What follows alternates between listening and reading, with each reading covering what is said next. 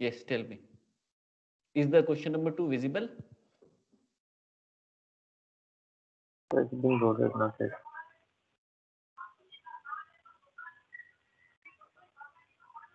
Yes, sir, it's visible now. So according to a certain shear lag theory, the axial stresses in a fiber follow a bilinear variation at the tips before reaching maximum stress, as shown in the figure. Derive the expression for the effective Young's modulus. Assume the Young's modulus of the fiber to be EF and EM respectively, and the fiber volume fraction is VF. State all the assumptions, simplifications you make. Yes, what is your doubt? Okay, so I found the expression for Young's modulus, but I am confused about what value of m should I substitute, because I am getting two different values of m corresponding to two different slopes. So it is half m, na? You have to add up. Uh, Slope will be different. So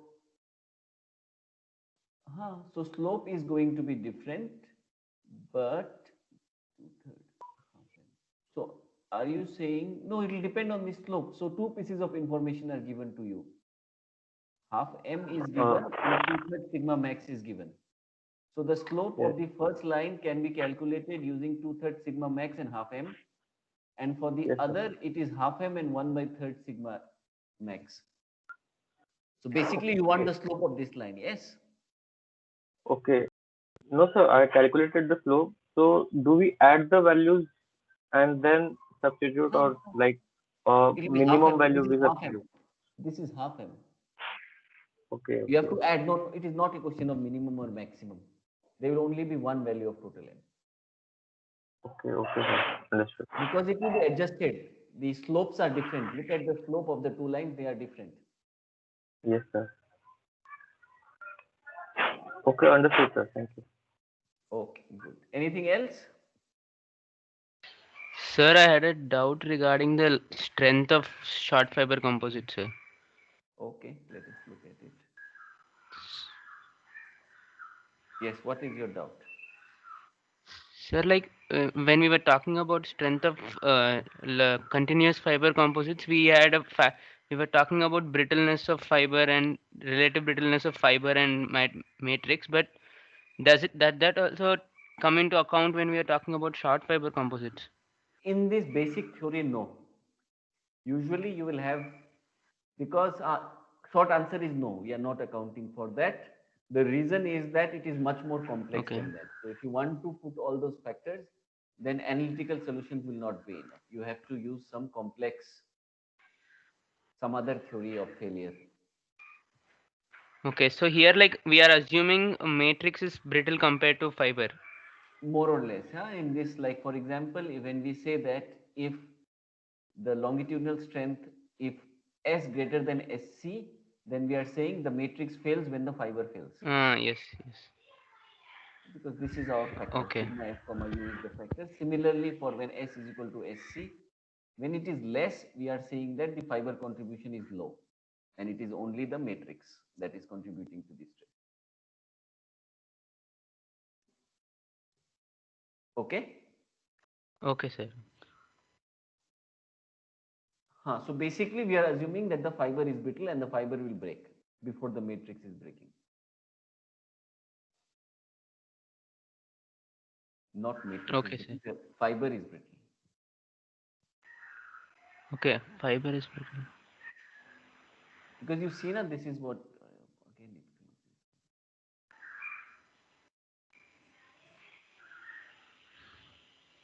In the formulas, we did not put anything about the stress to failure in the matrix or strain to failure in the matrix.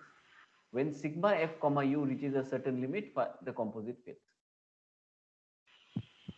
Yes. Yes. Okay, sir. Good. Anything else?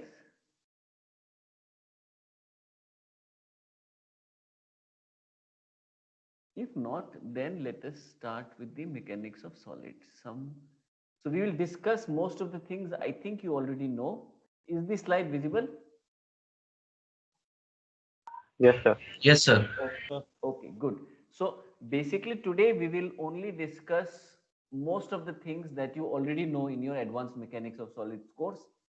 But for the sake of completeness and revision, I think we also need to know this, otherwise it will be hard for us to progress. So let us see. So the first concept is the generalized Hooke's law. As you know, both stress and strain are second order tensor quantities. What is a second order tensor? A second order tensor is a quantity which has bidirectional dependence, meaning you have a magnitude and you have two directions. So it's a second order tensor. For example, a vector is a first order tensor. You have a magnitude and one direction. Scalar quantities are zeroth order tensor. You have a magnitude and zero direction dependence. So that way, stress and strain both are second order tensor quantities with 9 components.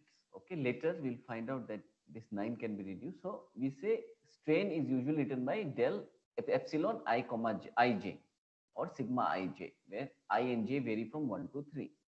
So if I write it in terms of a 3 by 3 matrix, this is what it looks like. Okay. Now we can also define strain in terms of displacement. So Eij will become half ui comma j plus uj comma I. Do you know what does this notation mean? What is ui comma j mean? Sir, Del UI by del J. By del y. J is y, no?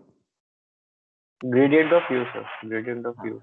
Gradient of u with respect to y and gradient of u with respect to I. Okay, so we write it like this. And in Cartesian coordinate system, it comes out to be something like this. u1 comma 1 is del ux by del x, u2 comma 2 is del u by del u, and u strain in the third direction is half del ux del z plus del uz del x. Similarly, we can define shear strains 2, 3 and 1, 2. Now, sometimes these are known as tensorial shear strains. Now, sometimes we use engineering shear strains. In engineering shear strains denoted by gamma is 2 epsilon 1 3. So the half which was in this part has been brought to the LHS. Okay, this is sometimes convenient. These are known as engineering shear strains. Okay, all of you I think know this. Yes, so far whatever I have discussed, all of you have also learned this in your advanced mechanics of solids, correct? Yes, sir. So sometimes we have a notation change. Notation change is that instead of having two subscripts for sigma and strain, we sometimes like to have one. And we do it like this, that we say sigma 1 1 is sigma 1, sigma 2 2 is sigma 2, sigma 3 3 is sigma 3, sigma 2 3 is sigma 4, sigma 1 3 is sigma 5, sigma 1 2 is sigma 6. We can do this because you know that the cross shears are equal. Sigma 1 3 is sigma 3 1. So instead of 9, there are only actually 6 independent stress values and 6 independent strain values. Taking advantage of that, instead of having 2 subscripts for stress and strain, we can also have 1 for stress and strain. Be careful that this 4, 5 and 6 are depending from textbook to textbook and source to source. For example, there are some books which say sigma 1 2 should be 4, sigma 1 3 should be 5, sigma 2 3 should be 6. And some say that no, sigma 2 3 is sigma 4, sigma 1 2 is sigma 6. As long as you are consistent, it is okay. This is just a convention. Similarly, for strain, whether gamma 2 3 is epsilon 4 or gamma 1 2 is epsilon 4 depends on the notation that you are following. Both are right. As I said, you have to be consistent. Okay. Now, because of this change, the stiffness tensor C can be written as a 6 by 6 matrix. Rather than writing it as a fourth order tensorCijkl, we can also write it as Cij, but I and j vary from 1 to 6. Keep in mind that we are not changing the physics of the problem or nothing. This is just a notation change based on our understanding that equality of cross shear takes place. By the way, do you know what is equality of cross shear? When I say equality of cross shear, what does that mean?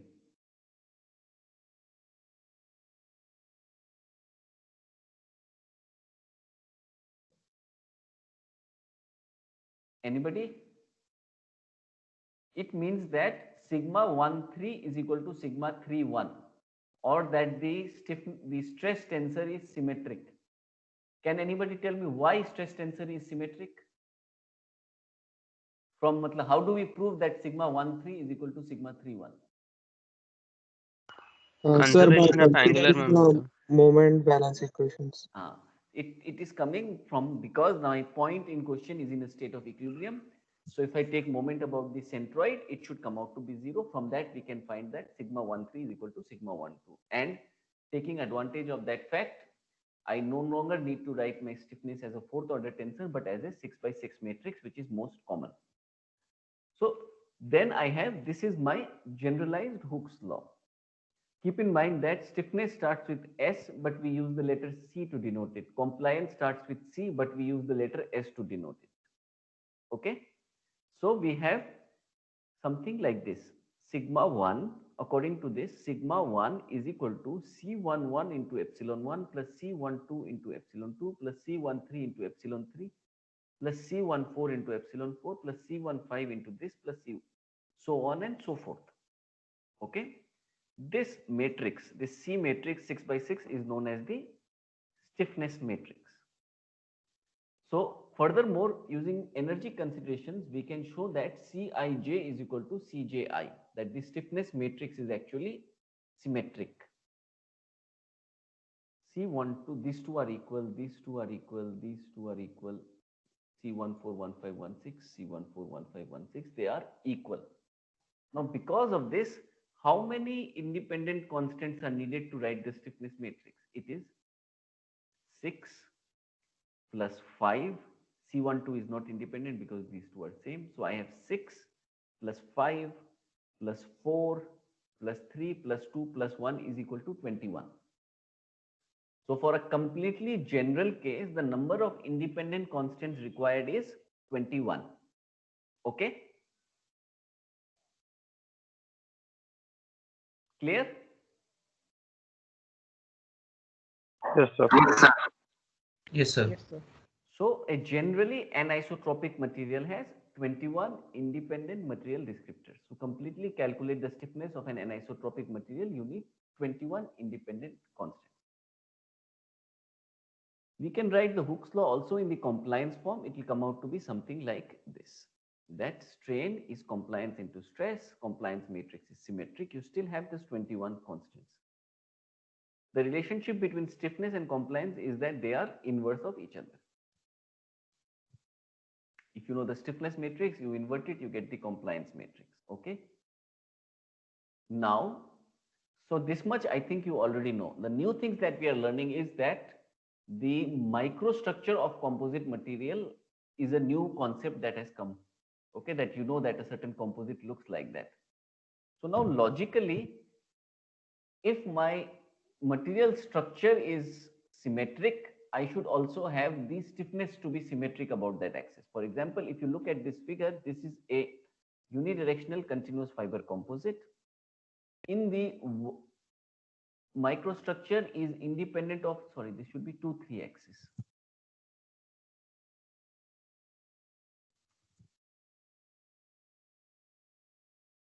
If you look carefully, the microstructure is independent of the 3-2 axis. It is different in the 1 axis.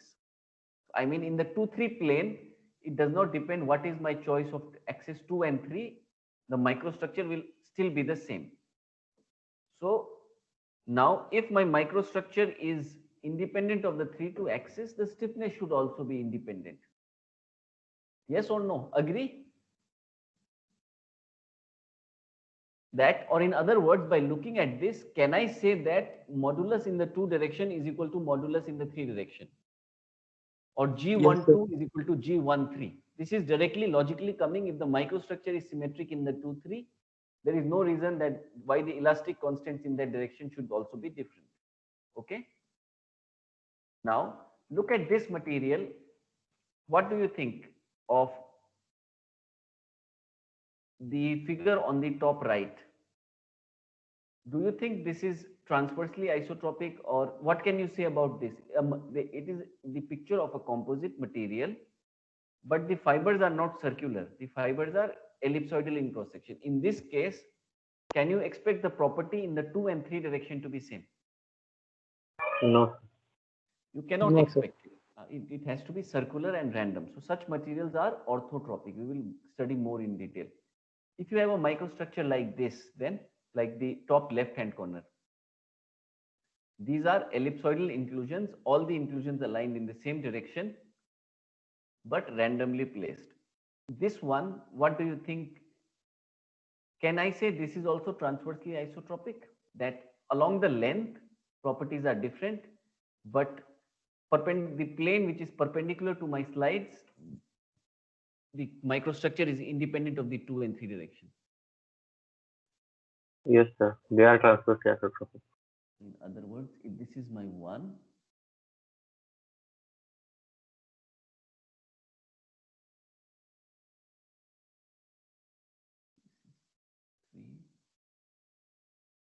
in the 2-3 direction, the properties of this composite material should be same. Yes, this is Yes, sir. transversely isotropic. What about this? This is a composite material with spherical inclusions, and those spheres are randomly placed. What do you think will be the relationship between E1, E2, E3 for such a composite material? So Same. E1 equal to E3. Yes, E1 equal to, so they are same. So such materials are known as isotropic. Okay. So now the question is that now we understand that depending on the type of fibers that are used or depending on the orientation of the fibers, my composite material can have some axis where the properties are symmetric. For a completely anisotropic material, I need 21 material constants. But how many material constants do I need if it is orthotropic like this one? Or how many do I need if it is symmetric like this one? Or it is isotropic? Or if it is transversely isotropic, then how many material constants do I need? Let us try to derive that, okay? So based on the material symmetry, you can define materials as a monoclinic material. A monoclinic material is a material whose stiffness in the 1, 2, 3 coordinate axis system as same as 1 prime, 2 prime, 3 prime coordinate axis system. It means that a monoclinic material is a material which has whose property is symmetric about at least one plane. So 1 and 2 are same, 1 and 1 prime are same direction, 2 and 2 prime are same direction, but the 3 and 3 prime are mirror image of each other. Even then, the stiffness is same in the 1, 2, 3 direction as well as 1 prime, 2 prime, 3 prime direction. Such materials are known as monoclinic materials. Now, if there are two pairs where 1 and 1 prime are opposite to each other, 3 and 3 prime are opposite to each other, and you have properties in 1, 2, and 3 the same as 1 prime, 2 prime, 3 prime, such materials are known as orthotropic material. Okay?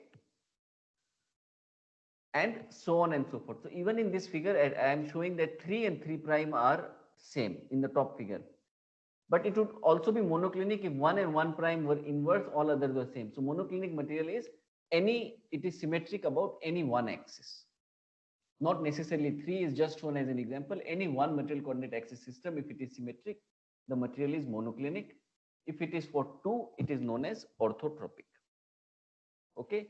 And transversely isotropic is a material whose material properties are independent of direction in one plane. And stiffness in 1, 2, 3 direction is same as 1 prime, 2 prime, 3. So I have a system, I have material properties in 1, 2, and 3. Now, if I have the 1 and 2 direction is rotated, so it is 1 is rotated by this angle.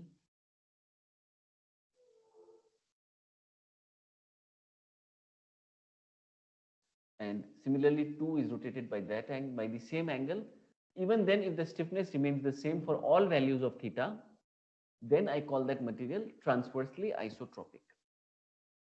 And isotropic means I can rotate by any Eulerian angle theta and phi, and still my property remains the same. So now let us try to understand what is a monoclinic material. Let us try to derive. So before I go, is this clear? Is the concept of what is a transversely isotropic material, what is orthotropic material, everything, is it clear?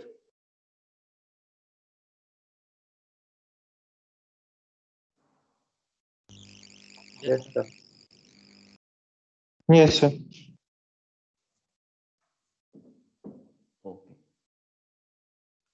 So now let us look at monoclinic material. A monoclinic material, as I have defined, is a material such that if one of the coordinate axis system 3 and 3 prime are mirror image of each other, 1 and 1 prime, 2 and 2 prime are the same, the stiffness is exactly the same.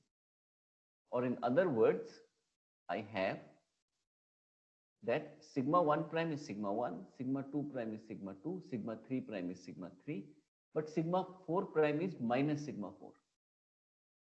Sigma 5 prime is minus 5 because the 3 has been inverted. Similarly for strain. Okay, now let us try to derive the expression for sigma 1 prime. Sigma 1 prime is what? C11 into epsilon 1 prime, C22 prime into epsilon 2 prime dot dot dot, which we have learnt a few minutes ago. So it will come out to be something like this: C11 prime into epsilon 1 prime plus C12 prime into epsilon 2 prime dot dot dot C16 prime into epsilon 6 prime is equal to C11 epsilon 1 plus C12 epsilon 2 plus dot dot dot C16 epsilon 6. Okay.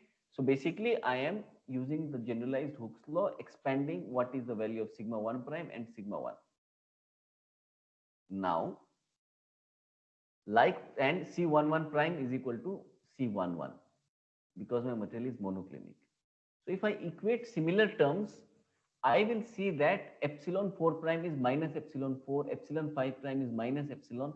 This can only happen if C14 and C15 are 0. Similarly, if you equate sigma 2 and sigma 3, you will get the following terms to be 0. Okay. So my stiffness matrix for a monoclinic material will look something like this. The quantities in red are proven to be 0. So how many material constants are needed? Can you count?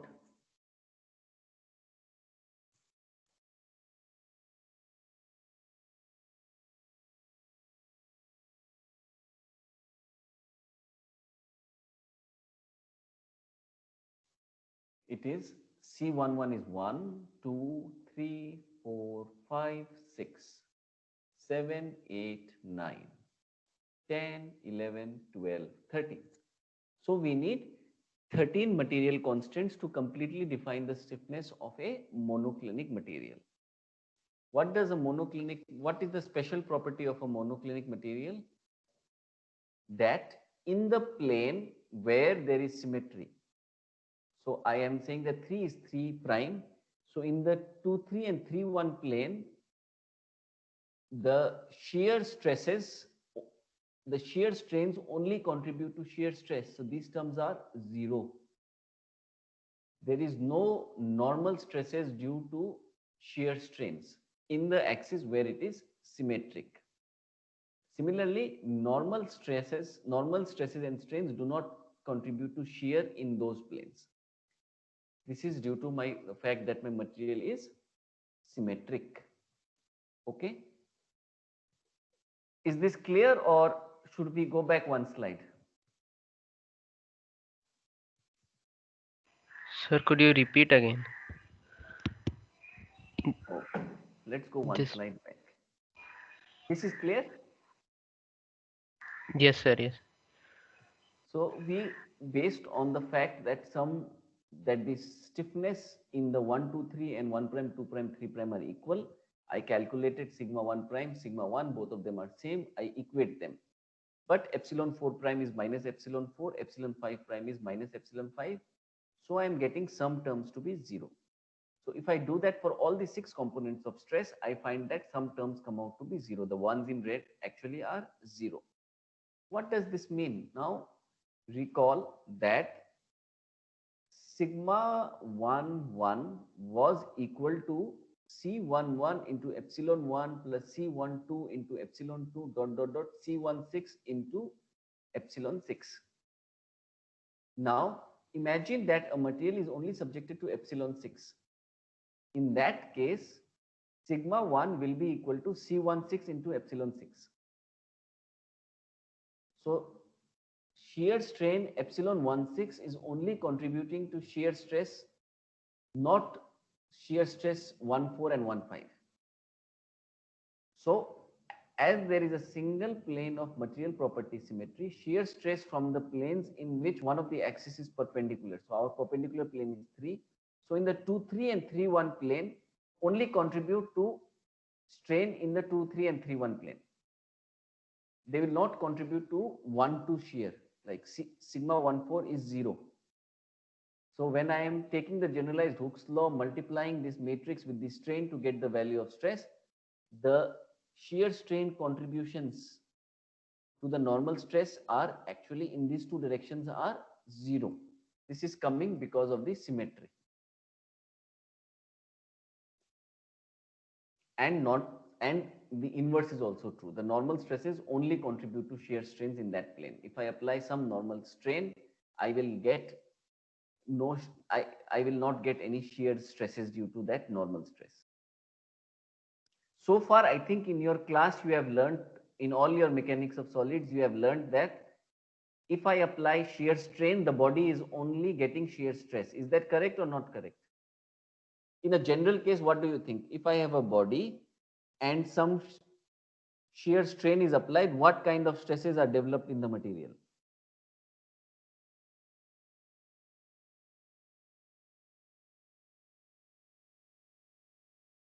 Or if my body is subjected to shear stresses, what are the strains that my body is getting?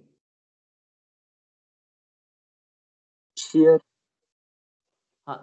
So far you have learned that, but that is only true for orthotropic materials. In a general anisotropic material, that is not true. In the monoclinic material, that is only true for one axis. Later I will show you that for orthotropic material, what you are saying is true. But for a general anisotropic material, if I'm looking at Hooke's law in a completely generalized sense, what you have said is not true. And this is what, so let us go back few slides to understand why it is not true. Okay, so now look at this matrix. In an orthotropic material, you have found out that these terms are 0. Yes. Similarly, this term is 0, this term is 0, this term is 0. This is 0, this is 0, this is 0. In fact, no, sorry. This entire box is 0. This is 0, this is 0, and this is 0. This is what we have learned so far. Yes, when you write a stiffness matrix, it was a 6 by 6 matrix, but large components were 0. So basically, sigma 1, 1 was only function of these 3 terms multiplied by these 3 terms. So there was no dependency between shear strains, which are these terms, and the normal strain for a orthotropic material. But I am saying that in a general case, you cannot say that the terms under the box are 0. So this is may or may not be 0. For a general anisotropic material, this is not 0. So sigma 1, 1 is a function. When I'm calculating sigma 1, 1, there will be some term C14 into epsilon 4, C15 into epsilon 5, C16 into epsilon 6. It means that the shear strains are contributing to the normal stress. This is true if my material is anisotropic. So far in all your mechanics of solids, you assume that your material is orthotropic, so there was no contribution between normal stress and shear strain. But in general, for a completely anisotropic material, by writing Hooke's law in the completely generalized form, this is not true. Now we have found out that for monoclinic material, some terms are 0. So basically this is, you have here the epsilon, and this will be equal to sigma. So sigma 1, 1 is equal to C11 into epsilon 1 plus C12 into epsilon 2 plus C13 into epsilon 3 plus C16 into epsilon 6.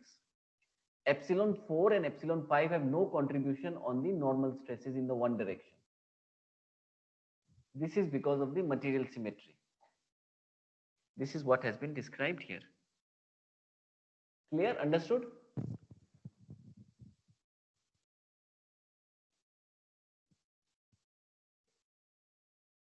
Look at this slide, study it for 1 minute. Let me know if you have some doubts.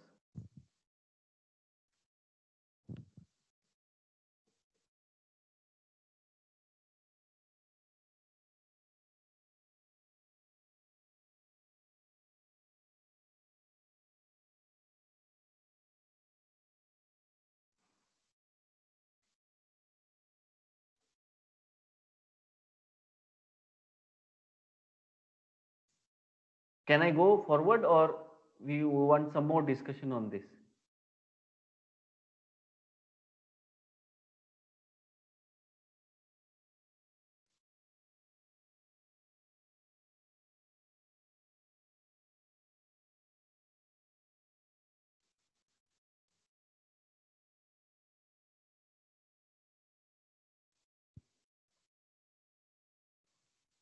Okay, I think so. I'm going to the next orthotropic material. Okay.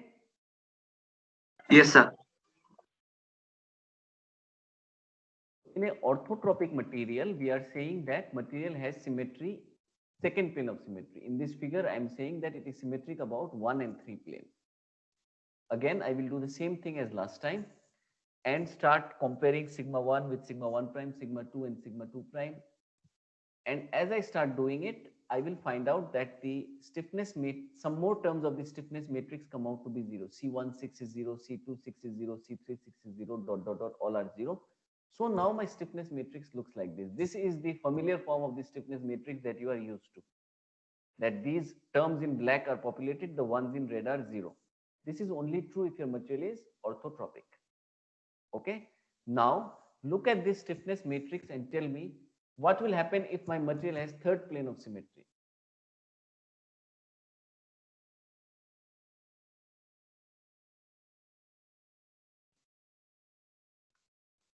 Or in this, the derivation in this figure, the material plane of symmetry was 1 and 3. What would happen if the material symmetry was 2 and 3? What would change?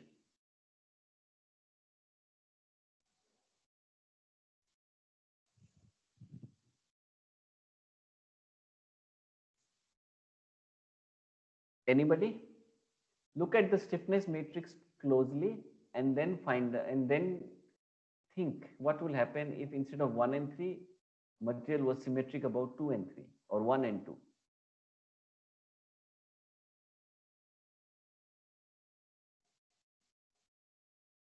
The answer is nothing would change. If you look at the stiffness matrix properly, it is symmetric about 1, 2 and 3. C1, C2 and C3 are not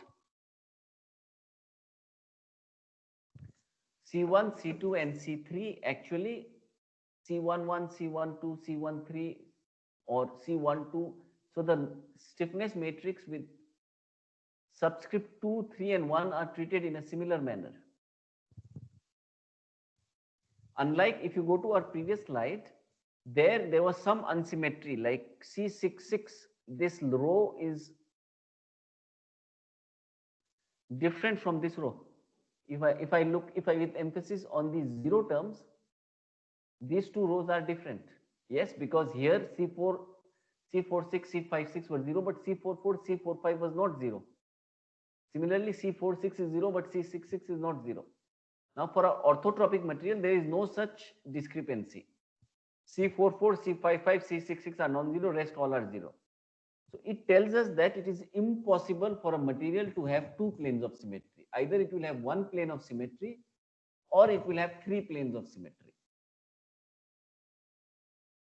So, or in other words, irrespective of whether you say a material has two planes of symmetry or three planes of symmetry, the stiffness matrix comes out to be the same. Understood? Yes, sir. Yes, sir. So in general, as an engineer, we are only dealing with orthotropic materials. We rarely deal with monoclonic or generally anisotropic materials, but you must be aware that they exist. And look at this, and can you tell me how many engineering constants are needed to completely define a orthotropic material? 9. 9. 9. 9, that is correct. So usually those 9 constants that we try to find experimentally are E1, E2, E3, G12, G13, G23, Nu12, Nu13, Nu23. Okay. Now, orthotropic material has 9 independent material. Now, if it is transversely isotropic, we can say that C22 is C33, C12 is C13, C55 is C66, and also you can derive that C44 actually is C22 minus C23 by 2. So my stiffness matrix for a transversely isotropic, so wherever there is 1, 2 and 1, 3, they are replaced by 1, 2, because 1, 2 is 1, 3. Similarly, 2, 2 and 2, 3 are equal. And C44 is not an independent material. It is a function of C22 and C23. If you know C22 and C23, you can also find C44. So now how many material constants are needed for transversely isotropic material? 6. Wrong. 4. 5. So this is, let us count. C11 is independent. C22 is independent. These 2, 3, 4, 5. C55 is also equal to C66. No? So you have only 5 material constants for a transversely isotropic material. Sir, C44? C44, as I said, is not independent because it is isotropic about the 2-3 plane. C44 was your C2323. But in the 2-3 plane, it is symmetric. So we can treat it isotropic in that plane. You can calculate C44 in terms of C22 and C23.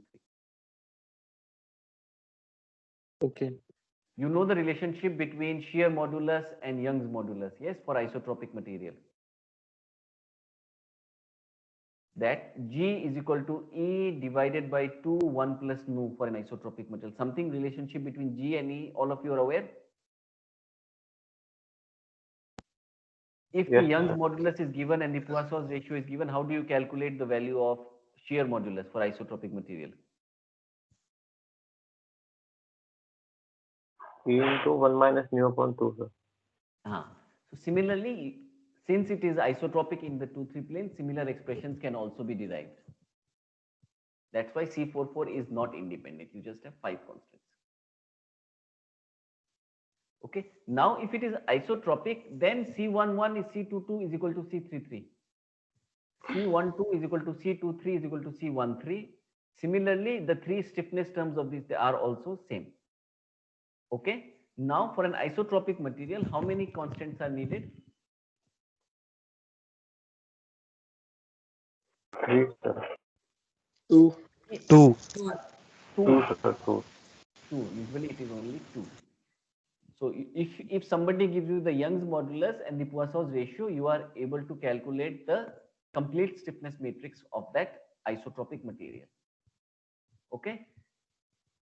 So for a long time, it used to be believed that there is only one material constant. The Poisson's ratio was assumed to be 0.3. Because at that time, people were only testing metals, and most metals have Poisson's ratio close to 0.3, and the error was so high that they imagined it to be 1. So for a long time, it was believed that you need only one constant for an isotropic material. But now we know that it is 2 independent constants are needed. And usually those 2 independent constants are Young's modulus and the Poisson's ratio. So this is our summary of constitutive equations. If my material is fully anisotropic, I need 21 material constants. If it is orthotropic, I need 9. If it is transversely isotropic, I need 5. If it is transversely isotropic and incompressible, what is meant by an incompressible solid? Density does not change. So the density does not change, or in our case, the volume does not change. If the volume does not change, we can calculate the Poisson's ratio independent using the engineering constants that are already available. So the nu is not a independent material parameter because it is incompressible. So if it is transversely isotropic and incompressible, I just need 3 constants. Similarly, fully isotropic 2, fully isotropic and incompressible 1. What is the value of nu for a isotropic and incompressible solid? 0.5. 0.5, that is correct. So you just have Young's modulus for that case. Okay. So most of the composites that we are going to deal with are likely to be either orthotropic or transversely isotropic. Rarely it will be fully isotropic, unlikely, and we will not deal with fully anisotropic materials, mostly orthotropic and this sometimes fully isotropic. Okay, sometimes it is just isotropic means fully isotropic. Fully is written to so that you don't get confused between transversely isotropic and isotropic. Okay, now can we write the compliance matrix in terms of the engineering constants? How will it look like? What is S11? What is S22? Does anybody know? Strain in the one direction is sigma 1 by E1 minus nu 2 1 by E2 into sigma 2 minus nu 3 1 by E3 into sigma 3. Now look at this equation and look at this equation. Can you tell me what is S11? What is S12? What is S13? So sigma 1 by E1 minus mu 2 Sigma 1 1 is already here. 1 Sigma upon 1 is E1. already 1 upon 1 E1 upon 1 E1. upon is E1 S11 minus minus nu 2 1 by E2 is S12 minus nu 3 1 by E3 is S13, so on and so forth. So you can actually write your compliance matrix for an orthotropic material in terms of the engineering constants. It would look something like this. Now look at the value of S12 and S21. They should be same. Yes, our compliance matrix is similar, is symmetric, sorry. If my compliance matrix is symmetric and I have two expressions for S12 and S21, what does this tell me?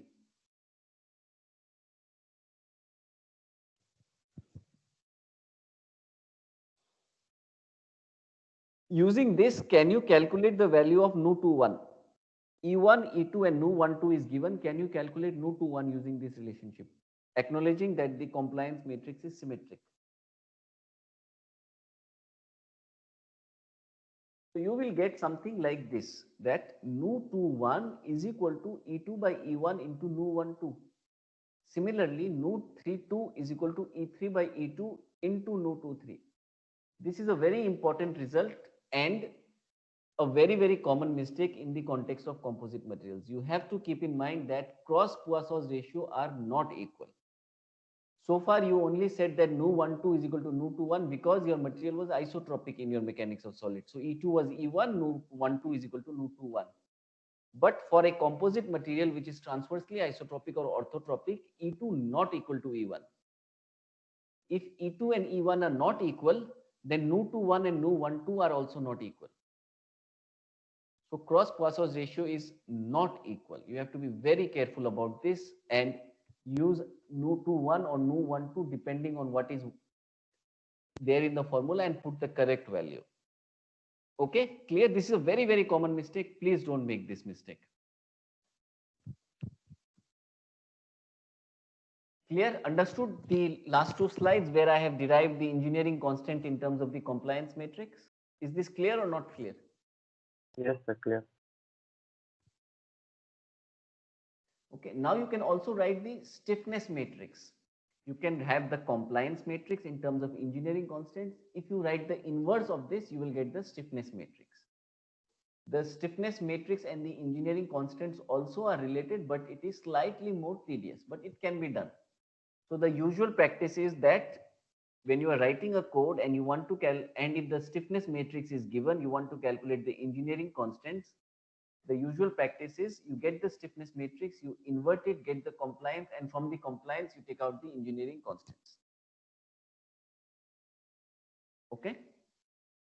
Now this is a graphical representation of the engineering constants. If you take a material, you load it in the one direction, then you will get the values of E1, nu12, nu13.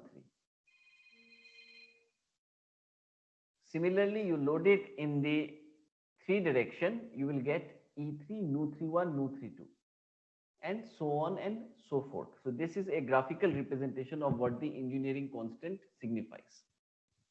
Or in other words, I mean, it says that if you apply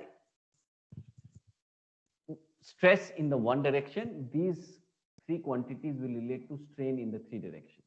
Stress in the one direction, and I know E1, I know the strain in the one direction, nu12 gives me the strain in the two direction, nu13 gives me the strain in the three direction. Similarly, if you or in other words, if you have a completely orthotropic material and one by one you are able to solve these 6 problems, you will get your 9 engineering constants. So even though there are 9 independent engineering constants, you do not need to solve for 9 different problems. They are all interrelated in some way. So six problems you have to solve. One by one, apply the 6 uniaxial boundary conditions, and then you can get the 9 engineering constants. Okay. So this brings me to your second part of the assignment. The second part of the assignment is that from the rule of mixtures, you will calculate the engineering properties, and from that, you will write a code to calculate the compliance and the stiffness matrix. Okay, is this clear? So write another, based on the rule of mixtures, you calculated the different engineering constants. Now write another subroutine so that you can calculate the stiffness and the compliance matrix. Okay. The last topic that I want to discuss is what is a plane stress assumption.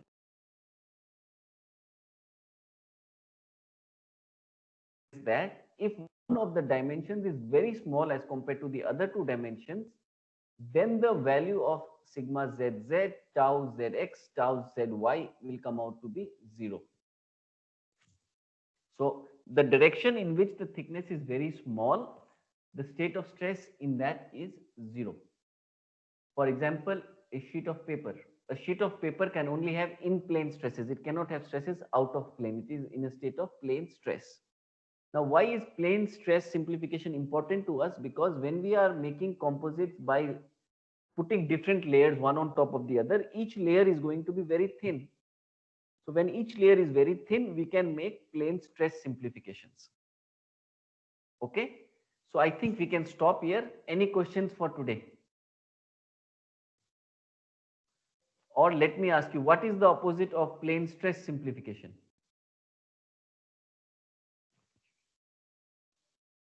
Plane strain.